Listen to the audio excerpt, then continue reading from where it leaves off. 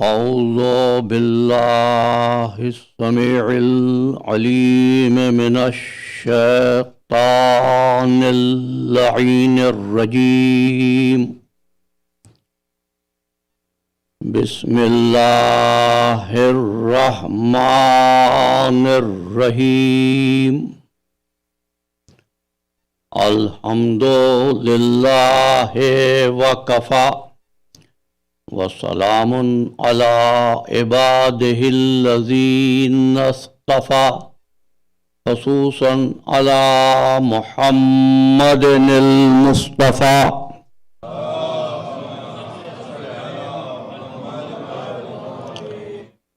وأهل بيته الطيبين الطاهرين المعصومين شرفا.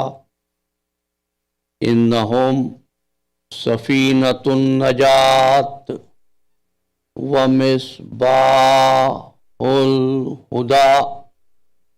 أما بعد فقد قال الله تبارك وتعالى في محكم كتابه المبين وهو أصدق الصادقين.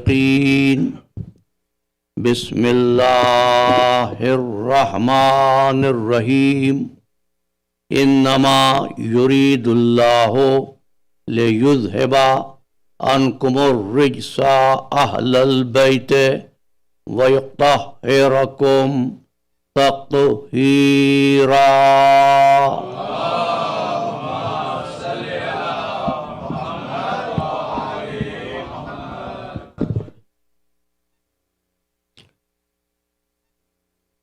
عزیزان من،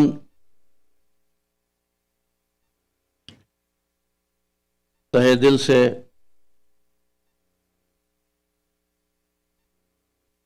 شکر گزار ہوں کہ آپ نے ہمیں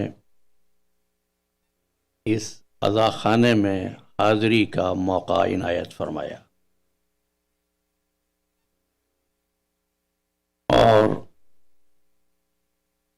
یہ عزاخانہ اور عزاخانے کے انتظامات اس امر کا بولتا ثبوت ہیں کہ اس شہر میں ایک متحرک قیادت کی رہنمائی میں ایک نہایت فعال کمیونٹی ترویج علوم اہل بیت کے لیے سرگرم عمل ہے۔ ظاہر ہے کہ جو لمحہ گزر جائے ذکر محمد والے محمد میں، وہی ہے جس نے مقصد حیات کو حاصل کیا۔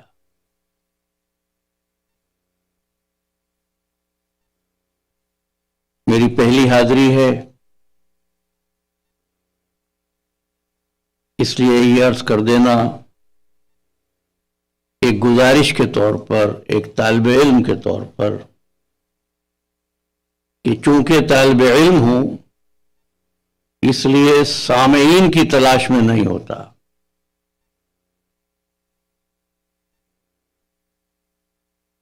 طالب علموں کی تلاش میں ہوتا ہوں۔ اس لیے کہ حصول علم ہی محمد والے محمد کا ورثہ ہے، اور کوشش یہ کرتا ہوں کہ آپ کی خدمت میں یہ عرض کروں کہ میرے مطالعے کا حاصل یہ ہے، آپ حضرات سماعت فرماتے ہیں،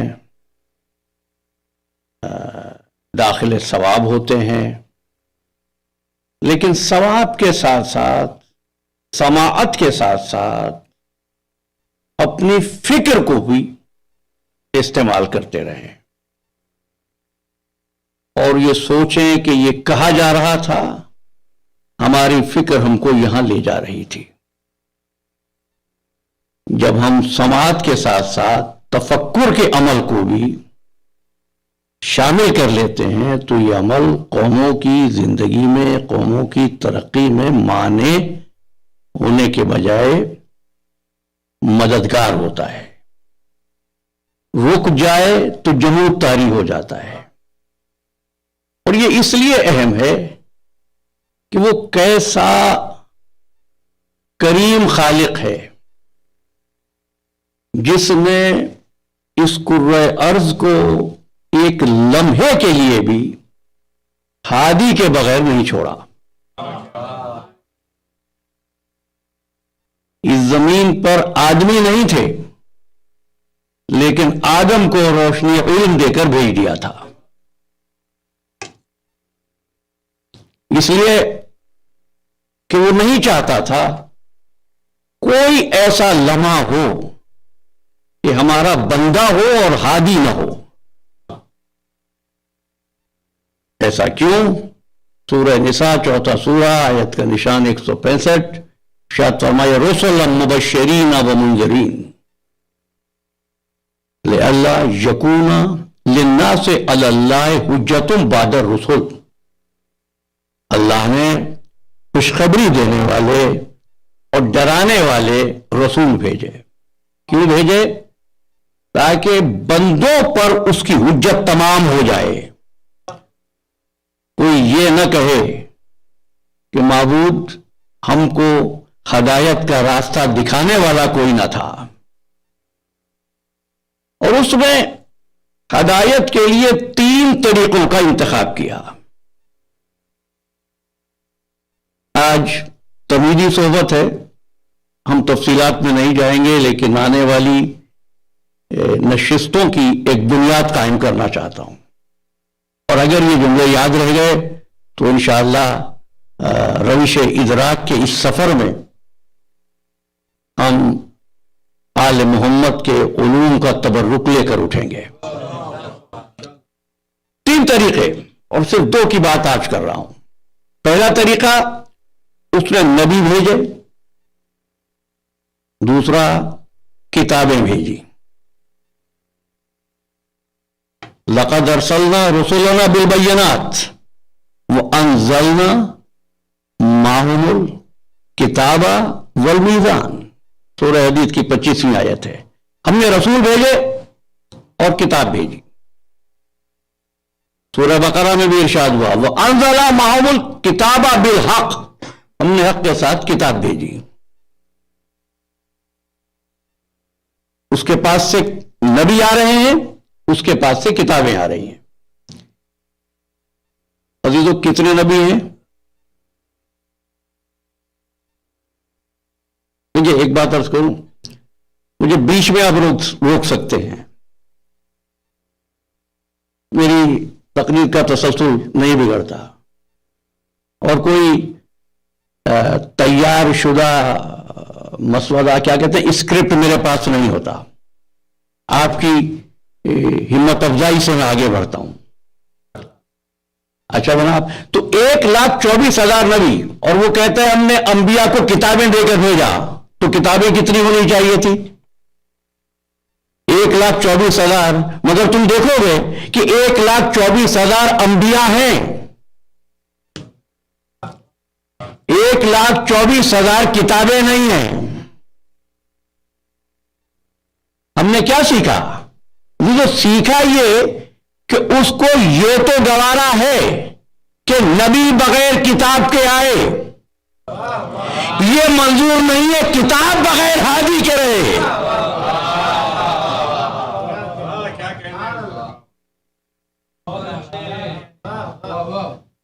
اچھا، آپ آمادہ ہو گئے تو اب عرض کروں.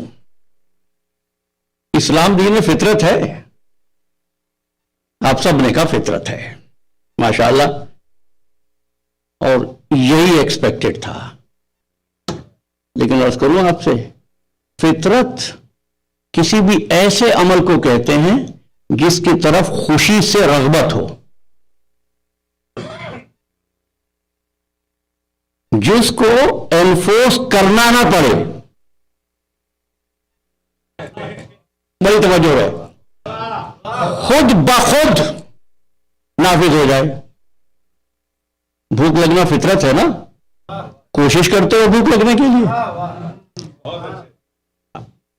8-10 گھنٹے گزر جائیں تو بھوک لگتی ہے، پیاس لگتی ہے. اچھا نیند فطرت ہے نا؟ 10-12 گھنٹے کام کر لیجئے، نیند آ جائے گی. جسم کی فطرت ہے نا تھکنا، تھکن یا تھکاوٹ ہو جاتی ہے نا. میرے ساتھ ہے نا آپ؟ اچھا منظر کس کو اچھا نہیں لگتا؟ اس کے لیے کسی کوشش کی ضرورت نہیں ہوتی. فطرت اسے کہتے ہیں جس کی طرف انسان خود بڑے شوق سے راغب ہو. آپ نے فرمایا کہ اسلام دین فطرت ہے. اگر اسلام دین فطرت ہے، میں گفتگو کا آغاز کر رہا ہوں اور یہاں سے شروع کر رہا ہوں، تو ساری دنیا کو رغبت و شوق کے ساتھ مسلمان ہونا چاہیے تھا.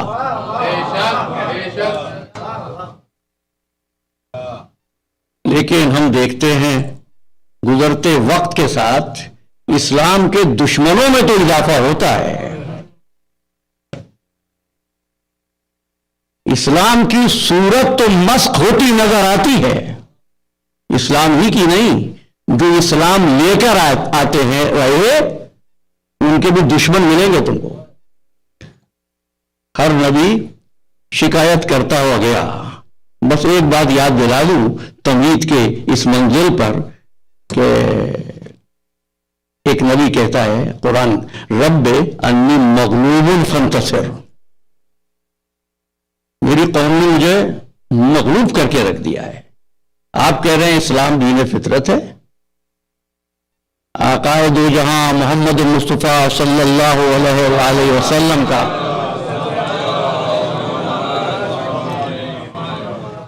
نالین مبارک آپ کے پائے مبارک کے پاک خون سے پر ہو گیا تھا. ہوا تھا نا؟ مجھے روک دیجیے گا میں غلط کہوں تو. پر ہو گیا تھا نا؟ جب فطرت کی طرف بلا رہے تھے تو مکے والے دشمن کیوں تھے؟ چلو آج کی بات کروں. ہر شعبہ حیات، I T professional, doctor, analyst, media, social media, communication, تمام شعبوں کے ماہرین مطمئن ہیں. یہ مذہبی طبقہ پریشان کیوں ہے؟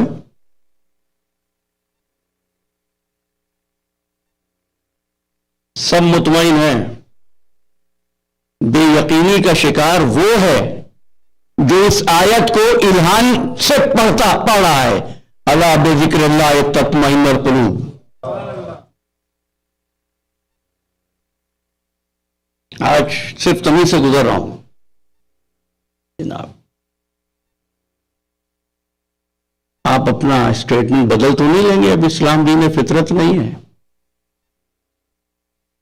نہیں جناب، قرآن نے کہا ہے فطرت اللہ التی فطر الناس علیہا. دیکھنا ہوگا کہ غلطی کہاں ہو رہی ہے. ہم نے کس امر پر غور نہیں کیا. اب آپ سے کہوں جب بھی کوئی کام کرو تو یہ طے کرو کرنا کیا ہے. یا انگریزی میں کہتے ہیں نا he doesn't know what he is doing. اب میں اس کو آپ سے عرض کروں، جو کرو اس کا علم ہو. علم ہو جائے پھر عمل کرو، اور علم بھی ہو عمل بھی ہو، اور اگر اس میں اخلاص نہ ہو تو علم و عمل دونوں بیکار. پھر کہہ رہا ہوں، علم ہے عمل نہیں، علم بیکار. عمل ہے علم نہیں، عمل بیکار. علم بھی ہے عمل بھی ہے، اخلاص نہیں، دونوں بیکار، کوئی فائدہ نہیں ہے. بس ایک دلیل آج سن لو، پھر کل یہاں میں تفصیلات میں جاؤں گا. نماز کیوں پڑھتے ہو؟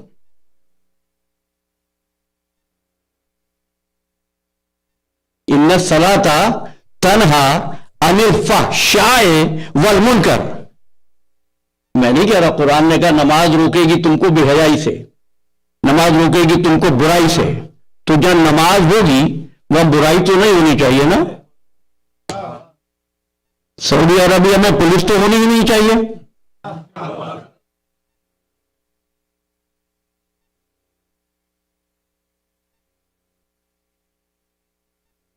نماز کا نتیجہ ہے بے حیائی سے نفرت. لیکن اگر نماز بھی ہے، رشوت بھی ہے، بدعنوانی بھی ہے، غیبت بھی ہے، خود نمائی بھی ہے، خدا فراموشی بھی ہے، تو جان لو نماز نہیں ہے، نماز کے نام پر ریپلیکا ہے. کیوں؟ اس لیے ہم نے طے کیا ہے کہ دین کا کام ہے ہماری نیکیوں میں اضافہ ہو جائے.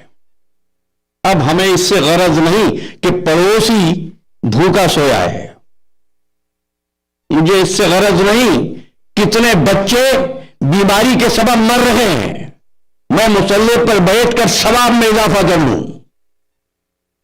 اور سچ کہوں آپ کو، ثواب کا کوئی ترجمہ نہیں ہے. اور میں گفتگو کے نتیجے تک پہنچتے ہوئے آپ کی خدمت میں عرض کروں گا. کیوں؟ اور ایسے ہی حضرات، ایسا نہیں کہ یہ اب ہے، نہیں، ہمیں تو کاروباری ذہنیت نے دین میں بھی گنتی کا عادی بنا دیا. نعمتیں بے حساب مانگتے ہیں اور اللہ کا ذکر گن کر کرتے ہیں. اچھا ایک بات بتانا مجھے، اللہ زیادہ محبت کرتا ہے یا ماں باپ؟ اللہ. کبھی کسی باپ کو دیکھا ہے کہ اس نے بیٹے سے کہا 100 مرتبہ مجھے بابا کہہ کر پکار؟ ماں نے کہا ہو کہ مجھے 100 مرتبہ اماں کہہ کے پکار، پھر تجھے دودھ پلاؤں گی. یہ کیسا دین ہے کہ 200 مرتبہ یہ پڑھو، 100 مرتبہ یہ پڑھو، اور کہتے ہو اللہ کی محبت ماں باپ کی محبت سے زیادہ ہے.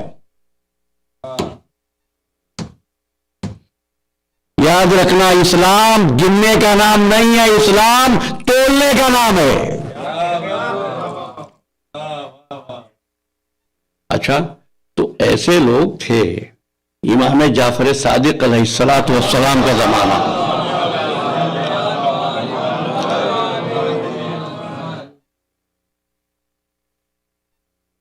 اب دیکھ رہے ہیں مولا، ایک تندور پر پہنچا، 2 روٹیاں اٹھائیں، واقعات تمہارا سنا ہوا. فروٹ کی دکان پہ پہنچا، کچھ انار چرائے، پھر آگے بڑھا، محتاجوں کی بستی میں پہنچا، کسی کو روٹیاں دی، کسی کو انار دیے، کسی کو سیب دیے. مولا نے کندھے پہ ہاتھ رکھا، کیا کیا؟ اب دیکھنا، ایک ہوتا ہے جاہل، ایک ہوتا ہے جہل مرکب. کہنے لگا آپ کو اتنا بھی نہیں پتا؟ کیا کیا میں نے؟ 3 روٹیاں چرائیں، 3 فروٹ چرائے، 6 گناہ کیے میں نے 6 کے 6 اللہ کی راہ میں خرچ کیے. ایک نیکی کی 10 نیکیاں ملتی ہیں، 60 کمائی، 6 مائنس کرو، 54 تو میرے حصے میں آ گئی. آپ نے فرمایا نہیں، 1 نہیں، تو نے 2 گناہ کیے. 2 نہیں 3 کیے. کیسے؟ پہلے تو اللہ کے حکم کی خلاف ورزی کی، دوسرے تو نے دوسرے کے مال پر غصب کیا. اب ایک بات کو، غصب ہی نہیں کیا، اس غصب کو مذہبی ملمہ چڑھا دیا. دیکھو فرق اتنا ہے. میرے اس جملے کے لیے مجھے معاف کر دینا، کیونکہ میری مشکل یہ ہے کہ مسلمان مجھے کافر سمجھتے ہیں، کافر مجھے مسلمان کہتے ہیں.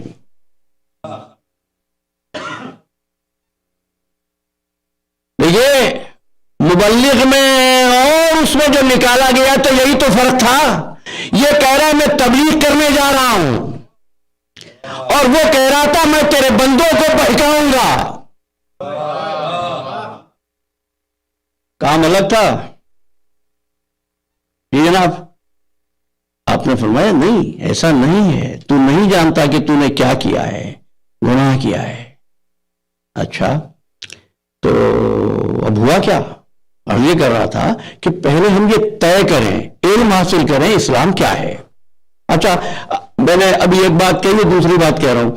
اقامت جب آپ کہتے ہیں تو ایک لفظ ہوتا ہے حیا علی الفلاح. کیا مطلب ہے؟ فلاح ملے نماز کے ساتھ، بے حیائی سے نفرت، برائی سے نفرت، اور فلاح حاصل ہو جائے. اب یہ دیکھنا ہے کہ نماز کی قبولیت کا معیار یہ ہوگا کہ اگر نماز کے اختتام پر فلاح مل گئی،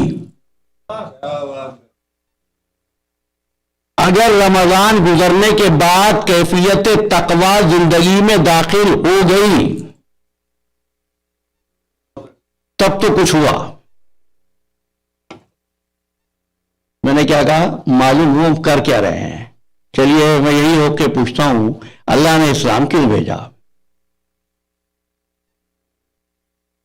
کیونکہ کوئی جواب غلط صحیح نہیں ہوتا. بھائی اللہ نے انبیاء کیوں بھیجے؟ یہ قرآن کیوں آیا؟ کبھی آپ نے غور کیا؟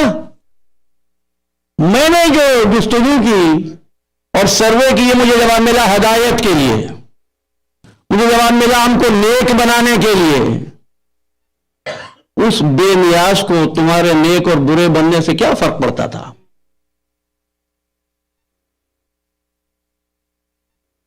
اور اگر کہو ہدایت کے لیے، تو اللہ چاہتا تھا ہدایت پہلے، اور شیطان کیا چاہتا تھا؟ گمراہی. تو لوگ زیادہ ہدایت پائے یا زیادہ گمراہ ہوئے؟ کامیاب کون ہوا؟ خدا کی قسم دین کی یہی روش ہے جس کی وجہ سے لوگوں نے مذہب کا جہاں ذکر ہوا جانا چھوڑ دیا ہے.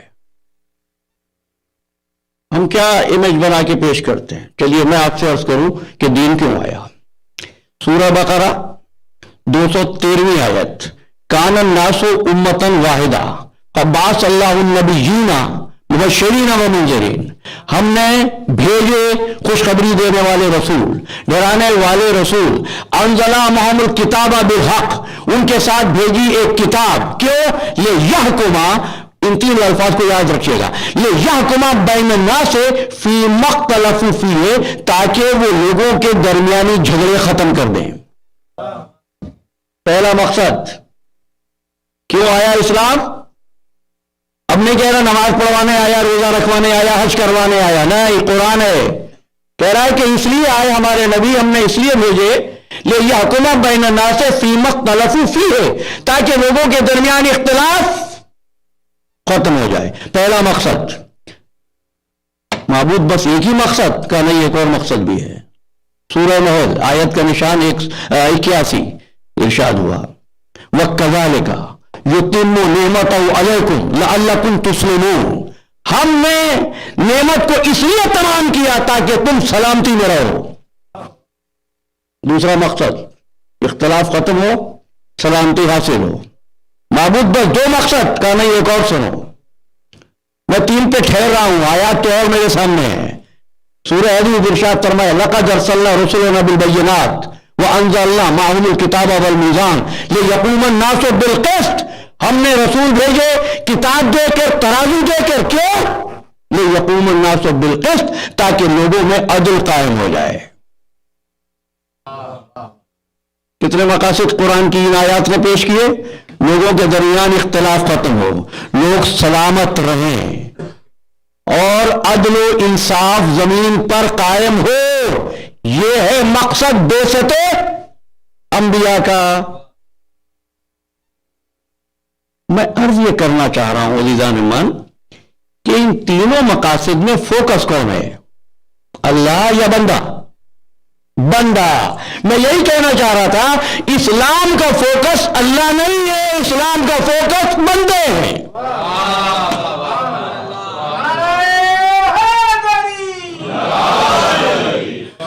تمہارا جو اسلام دنیا والوں کو ناکام نظر آ رہا ہے، اس لیے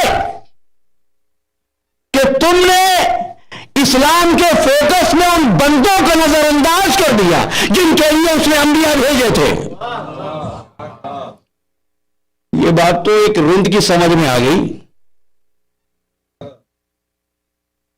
کوشش کرتا ہوں کہ منبر پہ نہ ہو اشعار، لیکن بس ایک بات جلدی سے، ذکر اللہ کا ابھی آپ نہ للہ کریں، فقط انسان کو انسان سے آگاہ کریں. فوکس کون ہے؟ انسان. فوکس کون ہے؟ اللہ کا بندہ. اسلام دین فطرت ہے، نافذ ہوگا بشرطے کہ تمہارا فوکس وہی ہو جس کے لیے اس نے رسول بھیجا تھا. اچھا، میں جلدی سے ایک بات کہہ دوں.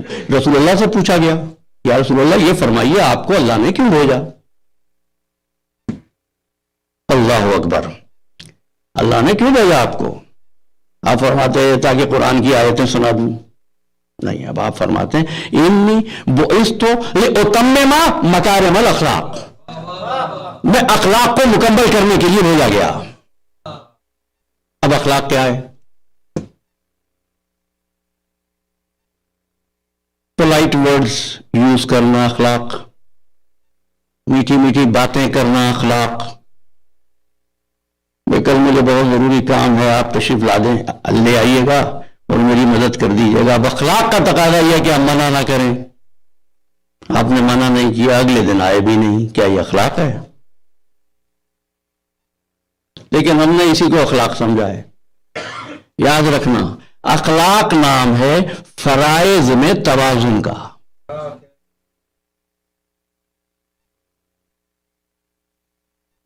کچھ لوگ ہوتے ہیں ایسے مائل ہوتے ہیں عبادت کی طرف کہ رات بھر نماز شب اور عبادت پروردگار، تو صبح کو سو جاتے ہیں. نان نفقہ بچوں کے لیے ہوتا نہیں. یہ کہاں ہے؟ عرض کروں کیا ہے؟ چراغ کمرے کے درمیان میں لگاؤ گے نا تو روشنی ہر طرف جائے گی. کونے میں لگاؤ گے تو ایک کونا روشن ہو جائے گا. حقوق العباد کا کونا اندھیرا رہ گیا، حقوق خدا کا کونا وہ روشن ہو گیا.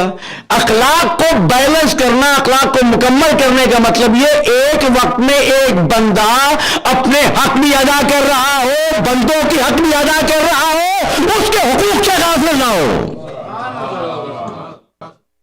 پھر یاد کر لیجئے، آگے بڑھنے سے پہلے میں پھر ریکیپ کر رہا ہوں. کیوں بھیجا؟ لِيَحْكُمَ بَيْنَ النَّاسِ فِيمَا اخْتَلَفُوا فِيهِ. اسلام بھیجا اس لیے کہ لوگوں کے درمیان جھگڑے ختم ہو جائیں، لوگوں کے درمیان اختلاف ختم ہو جائے. اللہ نے اس لیے بھیجا. انسان نے کیا کیا؟ انسان نے پہلے انسانوں کو بانٹا مسلمانوں میں اور کافروں میں، اس کے بعد کافروں کو بانٹا برہمن اور اچھوت میں، مسلمانوں کو بانٹا سنی شیعہ وہابی دیوبندی میں.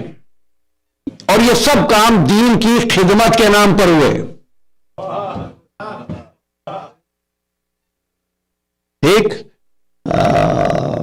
21واں سورہ انبیاء اور اس کی 10ویں آیت، لقد انزلنا، پھر قرآن فوکس بتا رہا ہے، لقد انزلنا الیکم کتابا فیہ ذکرکم، ہم نے کتاب نازل کی ہے اس میں تمہارا ہی تو ذکر ہے. یہ قرآن انسان کی کتاب ہے، انسان نے اسے مردوں کی کتاب بنا دیا. ایسا ہی ہے نا، ایصال ثواب والے دن قرآن کھلتا ہے، بیٹی کی رخصتی کے وقت قرآن اترتا ہے، بیمار ہو جائے تو قرآن کی اوراق کی ہوا دی جاتی ہے.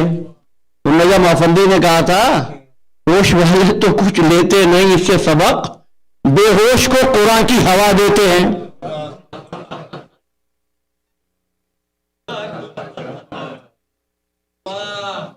اب اس مسافر سے بھی تعریف سن لیجئے. قرآن کس چیز کی کتاب ہے؟ فطرت کی کتاب ہے، ہدایت کی کتاب ہے، جنت کی کتاب ہے. قرآن انسان کی کتاب ہے. اگر انسان متوجہ ہو جائے تو انسان کی کتاب ہے. کس نے بھیجی ہے؟ اس نے. بھیجی کیوں؟ دیکھیے، میں الفاظ کے سر پر نہیں اڑتے مانا، الفاظ کے سینے میں اتر کر دیکھو. اچھا، میری پہلی حاضری ہے، اس لیے میں احتیاطاً شہریار بھائی سے عرض کر رہا ہوں، مجھے بتا دیجیے گا اگر وقت میں طوالت نہ کہیں اختیار کر لوں. اچھا، عرض کر رہا تھا کہ اس نے بھیجے کیوں؟ یہ تو مقصد ہو گیا، انبیاء بھیجے، بھئی یہ ہو جائے، یہ ہو جائے، یہ ہو جائے، ہم نے عرض کر دیا. لیکن سوال یہ، وہ کیوں چاہتا تھا یہ ہو جائے؟ وہ کیوں چاہتا ہے کہ ہمارے اختلاف ختم ہو جائے؟ وہ کیوں چاہتا ہے کہ بندے سلامت رہیں؟ یاد رکھنا، اسلام کا زوال اس روز شروع ہو گیا تھا جس روز مسلمانوں نے سوچنا چھوڑ دیا تھا. ایک بات اور کہہ دوں منزل تمہید پہ، بس ایک جملہ اور پھر بات کریں گے. جس دن مسلمان نے اپنے حال کو تقدیر کے حوالے کر دیا تھا، اور آپ کی ضیافت ایمانی کے لیے کہہ دیتا ہوں، یہ فلسفہ آل محمد کے بغض میں بنایا گیا تھا. کیوں صاحب؟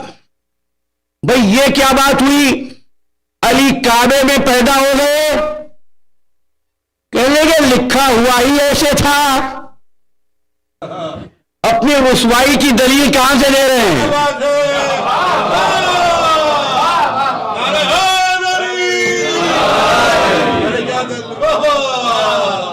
بھئی علی ثابت قدم کیوں تھے؟ کوئی میدان سے بھاگا کیوں تھا؟ کہ لکھا ہوا ہی ایسے تھا. علی کعبے میں پیدا ہوئے، علی کا کیا کمال ہے؟ لکھا ہوا ہی ایسا تھا. یہ تقدیر کا فلسفہ اس لیے بنایا گیا تھا تاکہ قوم عقل و فکر سے کام لینا چھوڑ دے. اب ایک بات کہتا ہوں، ایک ہے انفرادیت، ایک ہے اجتماعیت. اور ظاہر ہے کہ گفتگو کے اس مرحلے پہ زیادہ دیر روکنا نہیں ہے، اس لیے ایک بات کہہ رہا ہوں. ایک ہے انفرادیت، ایک ہے اجتماعیت. جس وقت عقل و فکر کا دروازہ بند ہو، تقدیر کا دروازہ کھلے، تو اجتماعی سوچ پر ایسا زن چڑھتا ہے جمود کا.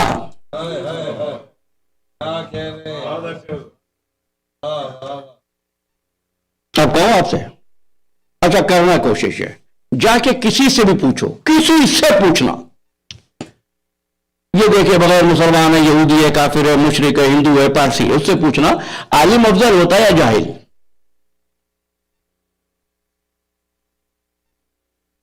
ہر آدمی تم کو یہ کہے گا کہ عالم جاہل سے افضل ہوتا ہے. کسی بھی مسلمان سے انفرادی طور پر جا کر پوچھنا کہ عالم افضل ہے یا جاہل، تو کہیں گے عالم. لیکن جب یہ مسلمان جمع ہو جائیں تو پھر ان سے پوچھنا کہ جب عالم جاہل سے افضل ہوتا ہے تو تم کو ہوا کیا تھا؟ مسئلہ پوچھنے والے کو حاکم بنا دیا.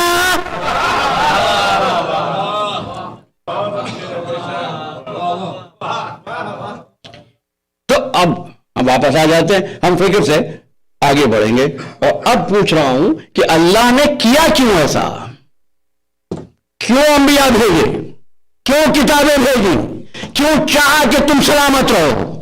کیوں چاہا کہ تم میں جھگڑے نہ ہو؟ کیوں چاہا کہ زمین میں عدل قائم ہو؟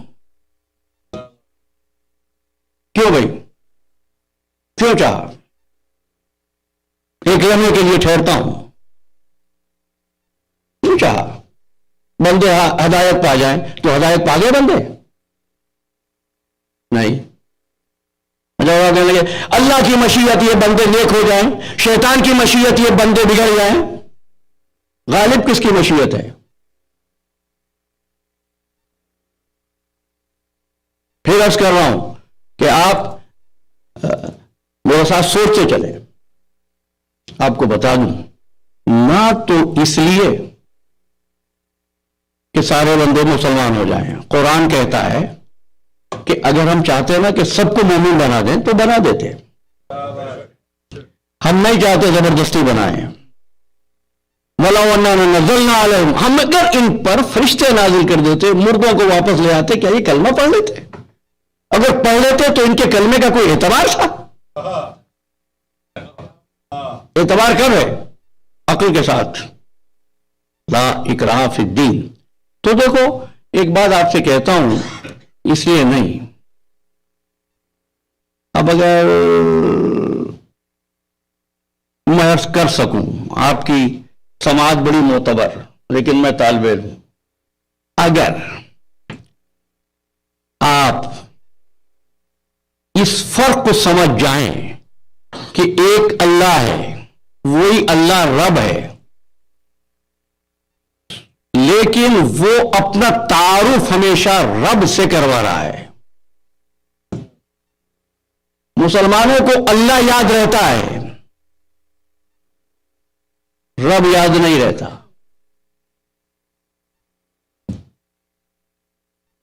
آپ حیران ہو رہے ہیں میری بات پر. اچھا آیت پڑھتا ہوں، سورہ نحل ہے اور 41ویں آیت ہے. والذین ہاجروا فی اللہ من بعد ما ظلموا لنبوئنہم فی الدنیا حسنہ ولأجر الآخرۃ اکبر لو کانوا یعلمون. جنہوں نے اللہ کی راہ میں ہجرت کی بعد اس کے کہ ان پر ظلم کیا گیا، لنبوئنہم فی الدنیا حسنہ، ہم انہیں دنیا میں نیکی دیں گے. اس جملے کو یاد رکھنا، کل یہاں سے شروع کروں گا. دنیا میں نیکی دیں گے. ولا اجر الآخرت اکبر، اور آخرت میں تو بہت بڑا اجر دیں گے. لو کانوا یعلمون، اگر یہ جان سکیں. کیوں دیں گے؟ کیوں دیں گے؟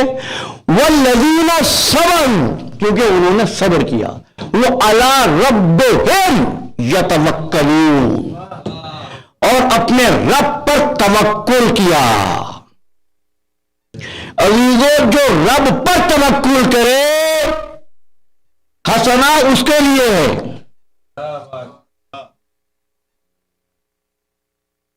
نہیں، اب جو آپ کی کیفیت ہے چہروں کی، تقاضا ہے کہ اب میں یہاں کچھ بات کروں اور مزید تھوڑی سی وضاحت کروں. دیکھیے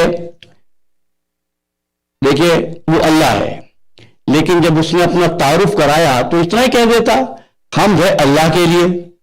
میں فرمایا الحمدللہ رب العالمین، حمد ہے عالمین کے رب کے لیے. پھر دیکھیے عالمین کے رب کے لیے، مسلمانوں کے رب کی نہیں بات کی، مومنوں کے رب کی بات نہیں کی. پورا قرآن پڑھ جانا بسم اللہ سے والناس تک، لفظ دکھانا کہیں لکھا ہو کہ وہ مسلمانوں کا اللہ ہے، وہ مسلمانوں کا رب ہے، وہ مومنوں کا رب ہے. نہیں، میں تو ایک اور بات کہتا ہوں، کہیں یہ بتا دینا کہا ہو کہ اللہ مسلمانوں کے ساتھ ہے. جب کہا تو یہ کہ اللہ صابرین کے ساتھ ہے. اور صابر کون ہے؟ وہ اعلیٰ ربہم یتوکلون، جو اللہ پر نہیں رب پر توکل کرتے ہیں. اب رب میں اللہ میں فرق کیا ہے؟ یہی فرق تھا دوسرے مذاہب میں اور اسلام میں. اسلام نے اللہ کا تعارف رب سے کرایا، عیسائیت نے اللہ کا تعارف اب سے کروایا. عیسائیت میں اللہ کو کہا گیا وہ ہے باپ، روحانی باپ. اسلام نے کہا نہیں، وہ ہے رب العالمین. رب میں اور اب میں کیا فرق ہے؟ باپ کا رشتہ اولاد سے ماضی کا ہے، پیدائش ہو گئی بس. اب اس بات کی گارنٹی نہیں ہے جب تک بچہ زندہ ہے باپ بھی زندہ رہے. نہیں، جب تک باپ زندہ ہے بچوں پر توجہ بھی دے. لیکن جب رب کہا رشتہ پیدائش سے پہلے سے قائم ہوا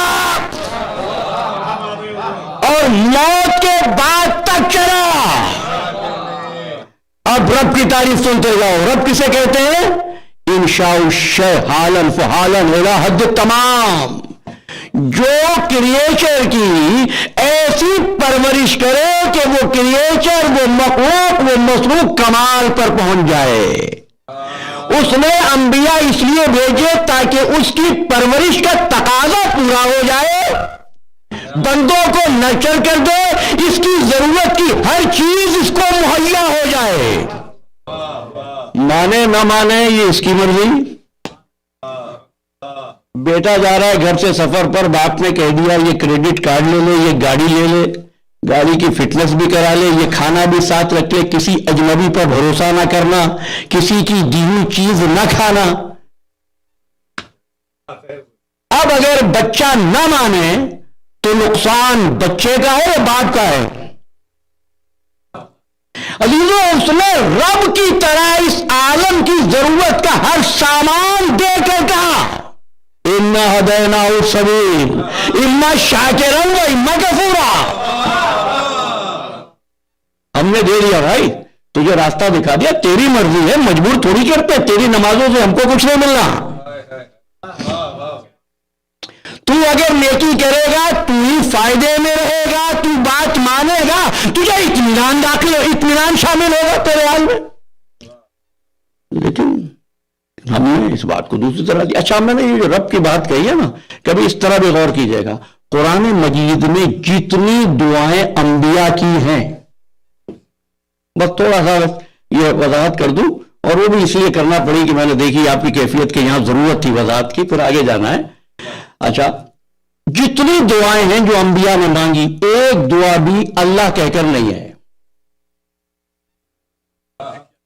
پوری ذمہ داری سے کہہ رہا ہوں، سورہ الحمد سے سورہ والناس تک جتنی دعائیں ہیں، سب کا آغاز رب سے ہوا۔ آدم کی دعا ربنا ظلمنا انفسنا، ابراہیم کی دعا رب اغفر لی ولوالدی، اسماعیل کی دعا رب ہب لی حکماً والحقنی بالصالحین، نوح کی دعا رب لا تذرنی، رب لا تذر علی الارض من الکافرین دیارا، اور پھر زکریا نے دعا مانگی رب لا تذرنی فردا وانت خیر الوارثین، موسیٰ نے دعا مانگی رب اشرح لی صدری، پھر ابراہیم کہنے لگے رب ارنی کیف تحیی الموتى، پھر سرکار ختمی مرتبہ نے فرمایا رب زدنی علما۔ یہ ملنے کا عمل ربوبیت سے ہے، تمہیں بھکاری نہیں بنا رہا، بندہ بنا رہا ہے۔ دیکھا نا؟ تو آدم سے شروع کریں اور سرکار ختمی مرتبہ تک جائیں، پھر پیغمبر کہتا ہے رب انی مغلوب فانتصر۔ اور جب ابراہیم کو آزمایا نا، تو آزمانا کوئی ٹیسٹ ایسا نہیں تھا کہ ٹیسٹ سے اور امتحان سے لوگ کچھ اور تصور لاتے۔ وہاں بھی کیا فرمایا، وَإِذِ ابْتَلَىٰ إِبْرَاهِيمَ رَبَّهُ، جب اس کے رب نے ابراہیم کو کلمات کے ذریعے سے آزمایا۔ اور اگر یہاں تک آپ سن چکے اور میں پہنچا سکا ہوں تو اب ایک بات کہتا ہوں، جب میرے آقا کو آخری پیغام آیا تو بھی اللہ کہہ کر نہیں کہ علی کی ولایت سے رسول کو کچھ ملے گا یا علی کو کچھ ملے گا، کہتا یا ایھا الرسول بلغ ما انزل الیک من ربک۔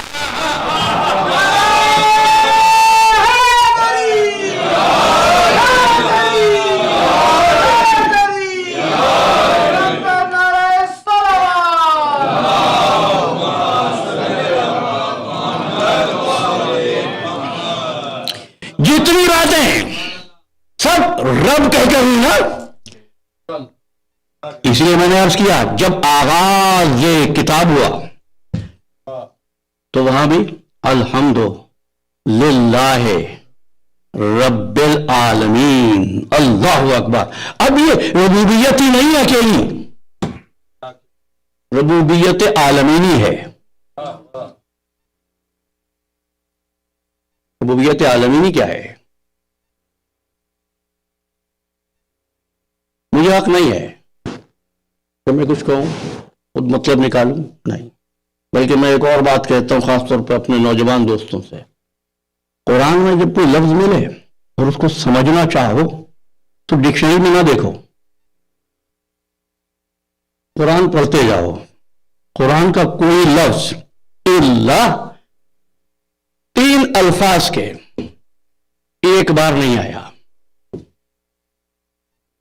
ہر لفظ ایک سے زیادہ بار آیا ہے۔ سمجھ میں آ جائے گا عالمین کیا ہے، اور میں نے کہا ربوبیت عالمینی، عالم میں کون کون ہے؟ سارے انسان ہیں نا۔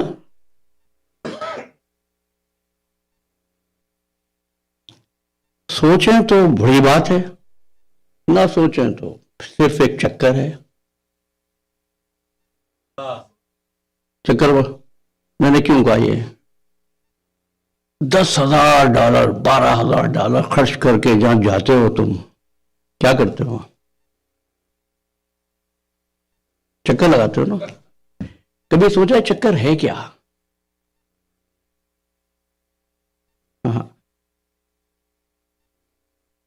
ظاہر ہے کہ آج طویل گفتگو ہے۔ جیسے جیسے چکر لگاتے لگاتے قربت حاصل ہوگی دائرہ تنگ ہو جائے گا۔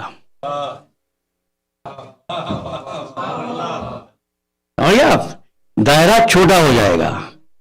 بات مشکل تھی، کبھی یہ بھی سوچنا کلاک وائز ہے اینٹی کلاک وائز ہے وہ، بس میں کہہ کے گزر جاؤں گا، اس سے زیادہ یہاں رکنا نہیں ہے مجھے، وقت ملا موقع ملا تو پھر عرض کروں گا۔ یہ کیا کہہ رہا ہے؟ ربوبیت عالمینی کیا ہے اور دائرہ تنگ کیسے ہو رہا ہے؟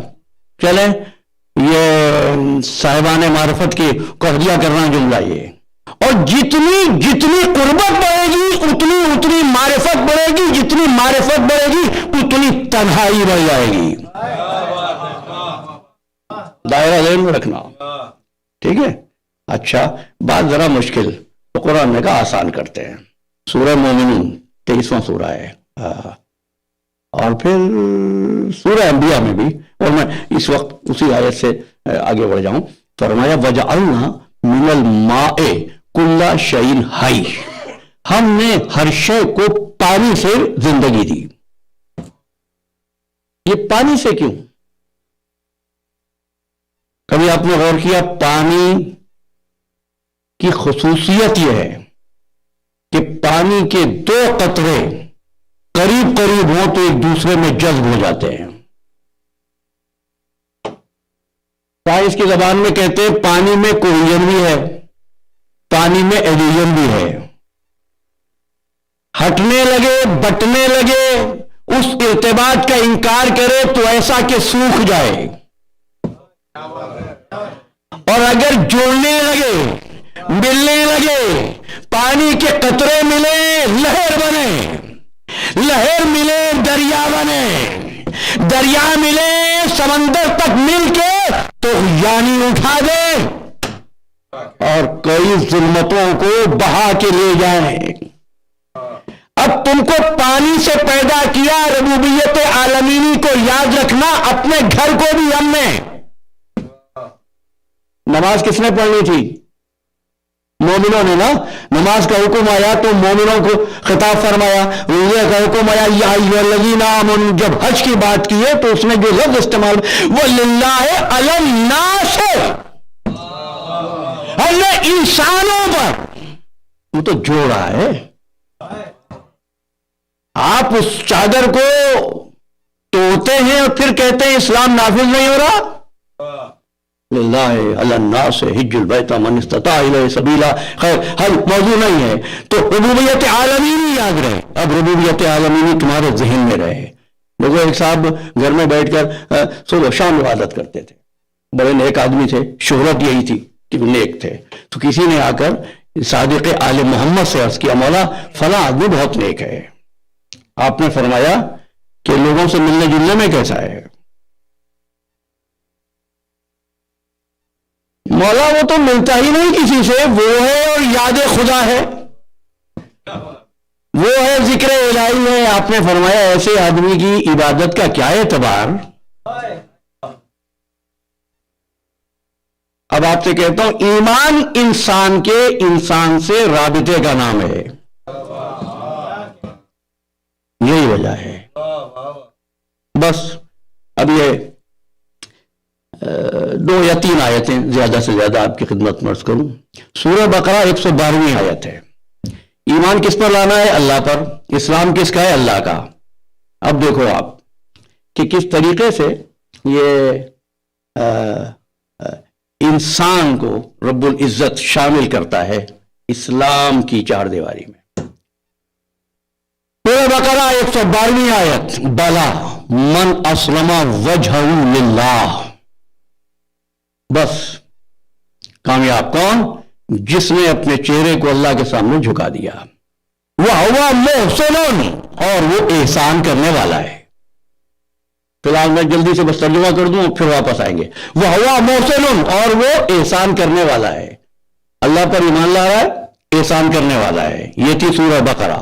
سورہ نساء آیت کا نشان 125، من احسن دینا ممن اسلم وجہہ للہ وہو محسن، اس سے بہتر اسلام کس کا ہوگا جو اللہ پر ایمان لائے اور احسان کرے۔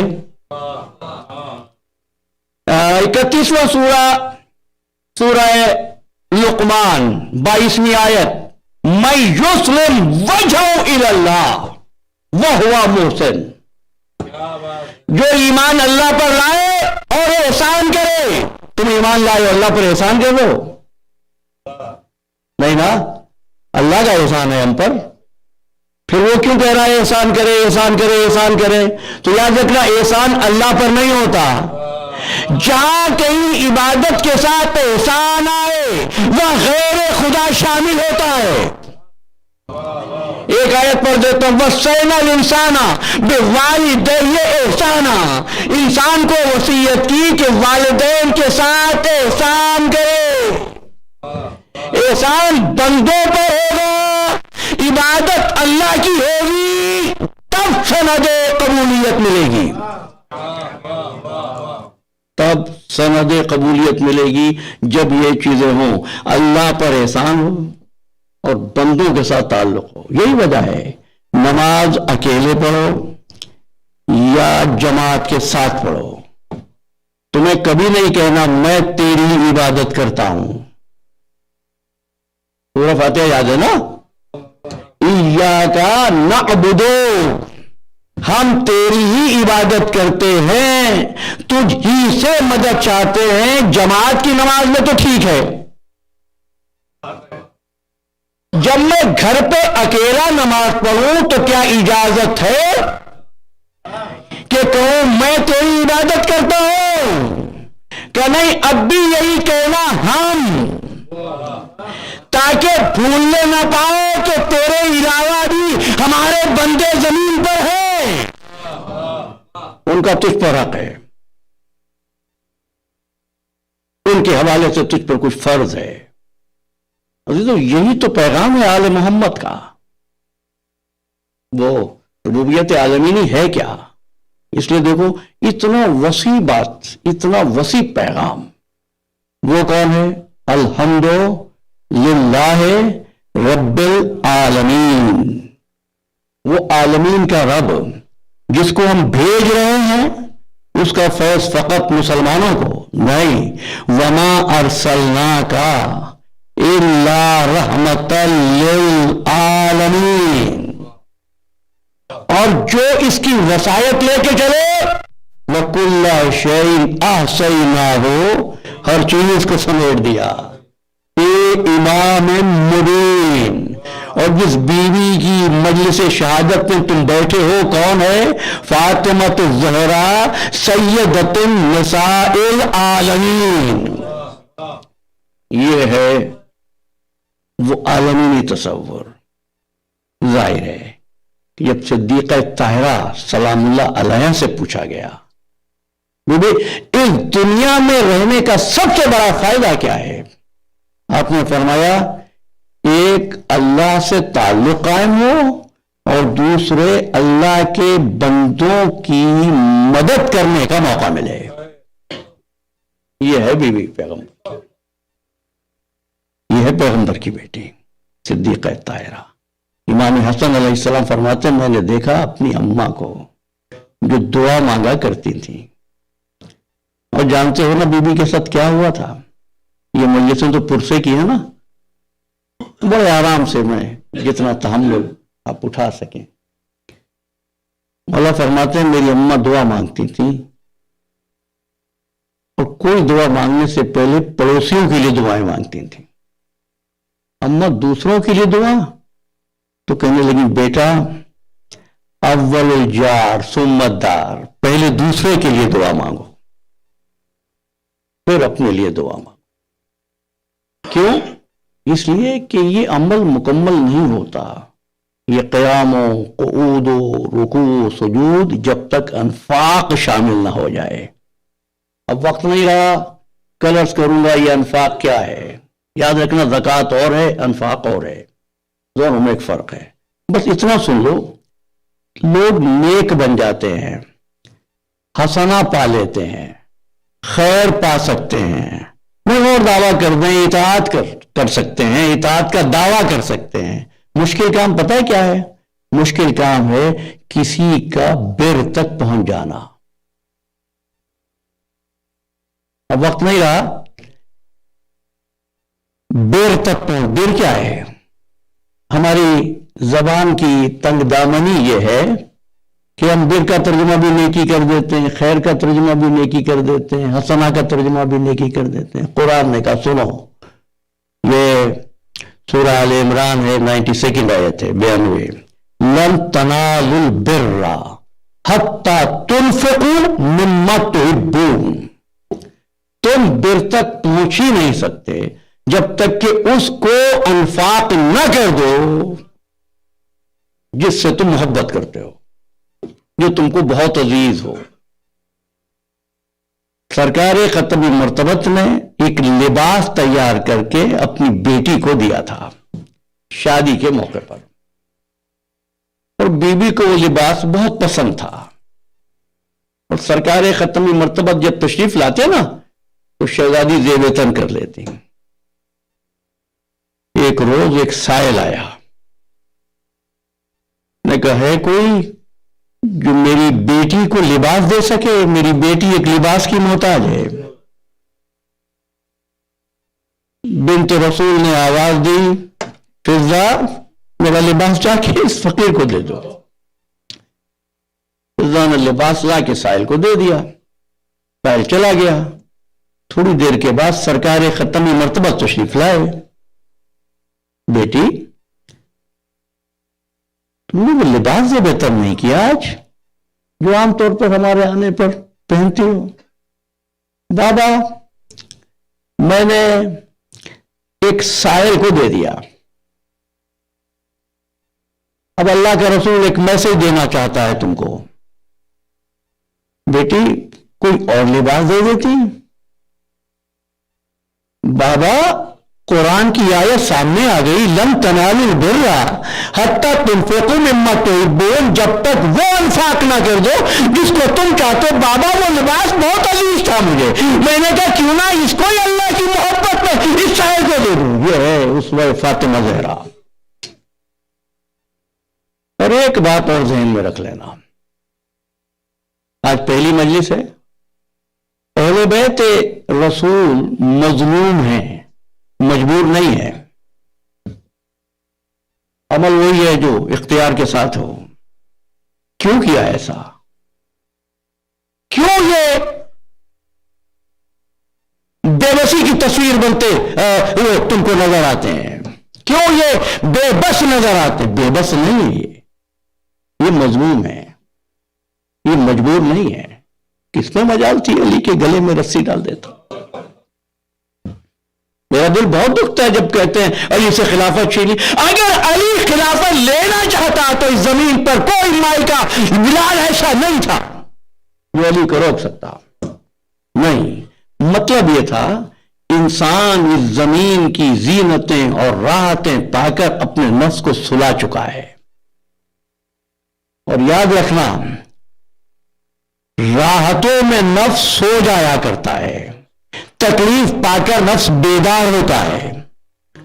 مثال دیتی ہوں بچے بھی سمجھ لیں، سردیوں کے زمانے میں ہیٹر چل رہا ہو تو سکون سے نیند آئے گی نا، اور پاور فیل ہو جائے، ہیٹر آن نہ رہے تو تکلیف سے آنکھ کھل جائے گی نا۔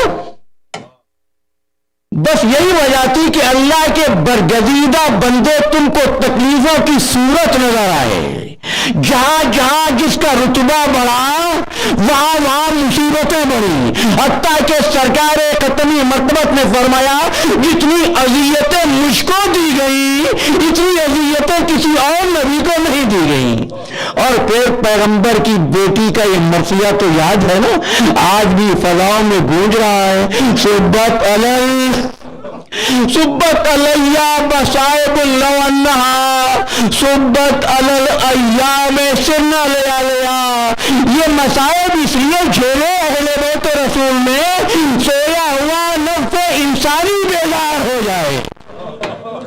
یہی وجہ ہے کہ تاریخ رنگین ہے تین لہو سے، تین قسم کے لہو سے، تین لہو ہیں جو دھوئے نہیں جا سکے، جن کا نشان مٹایا نہ جا سکا۔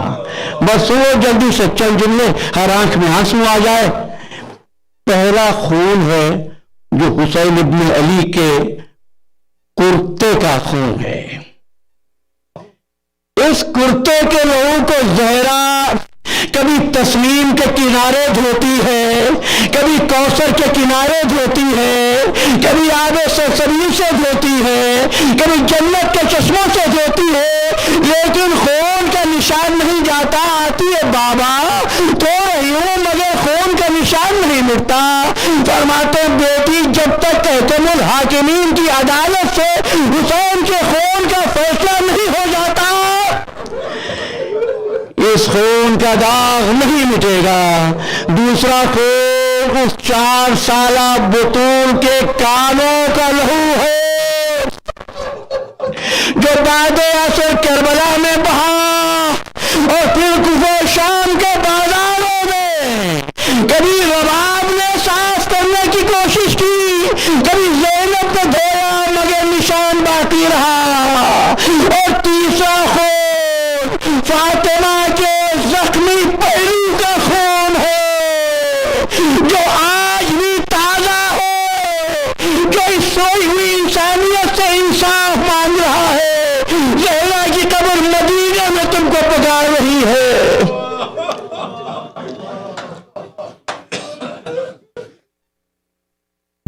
لعنت اللہ علی القوم الظالمین وسیعلم الذین ظلموا ای منقلب ینقلبون۔ ماتم